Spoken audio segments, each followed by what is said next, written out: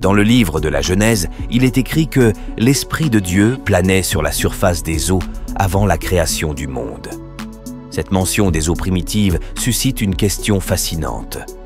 D'où viennent ces eaux et quel est leur rôle dans le récit de la création? Bonjour chers amis, et un grand merci au Père René qui m'a donné cette opportunité de partager avec vous ce sujet très délicat, le symbolisme des eaux dans la Bible, en mettant l'accent sur leur signification littéraire et symbolique. Chère famille, au commencement, Dieu créa les cieux et la terre.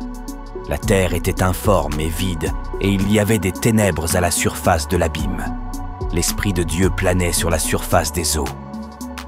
16 versets, tirés de Genèse, introduisent le récit de la création avec une image puissante et évocatrice.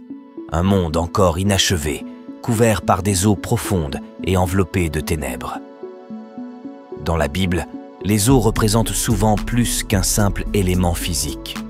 Elles symbolisent le chaos, le potentiel non formé et le mystère enveloppant le monde. L'Esprit de Dieu planant au-dessus des eaux symbolise le début de l'ordre divin émergeant du chaos.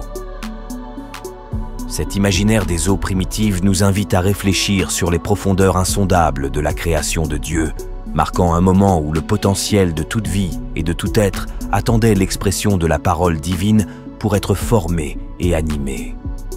Au cœur de notre foi se trouve la conviction que Dieu est le créateur ultime de tous ceux qui existent. Selon la doctrine chrétienne de la création ex nihilo, tout, depuis les galaxies les plus lointaines jusqu'aux profondeurs des eaux primitives, a été formé à partir de rien par la volonté et la parole de Dieu. Cette idée souligne non seulement la toute-puissance de Dieu, mais aussi son amour infini, choisissant de créer un univers ordonné, beau et habitable, où la vie peut émerger et s'épanouir. Les eaux, dans le récit de la Genèse, symbolisent l'état initial de la création, encore non formé et plein de potentiel. C'est sur cette toile de fond que l'Esprit de Dieu commence à agir, marquant le début de la transformation du chaos en ordre, des ténèbres en lumière et du néant en vie.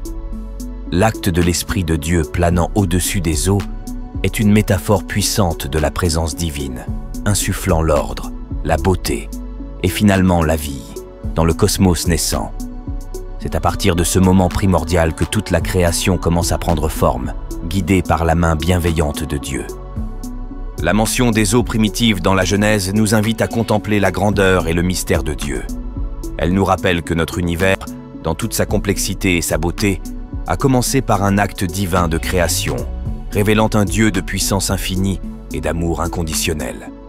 Cette image des eaux, pleines de potentiel avant la création ordonnée, nous enseigne l'humilité devant les mystères de notre foi. Bien que notre esprit ne puisse saisir pleinement l'immensité de la création divine, notre cœur peut se reposer dans la confiance que tout est tenu dans les mains bienveillantes de Dieu. Face aux mystères non résolus de notre foi, nous sommes appelés à une confiance renouvelée. Notre compréhension est peut-être limitée, mais notre foi dans la providence et la promesse de Dieu est sans limite. C'est dans cette foi que nous trouvons notre plus grand espoir et notre paix la plus profonde. Prions ensemble, demandant l'intercession de grands penseurs de la foi, comme saint Augustin, pour nous aider à embrasser les mystères divins avec un cœur ouvert et confiant. Que la paix de Dieu, qui dépasse toute compréhension, garde vos cœurs et vos esprits dans la connaissance et l'amour de Dieu. Emportez cette réflexion dans votre cœur et que votre foi soit toujours guidée par la lumière de sa vérité. Soyez bénis.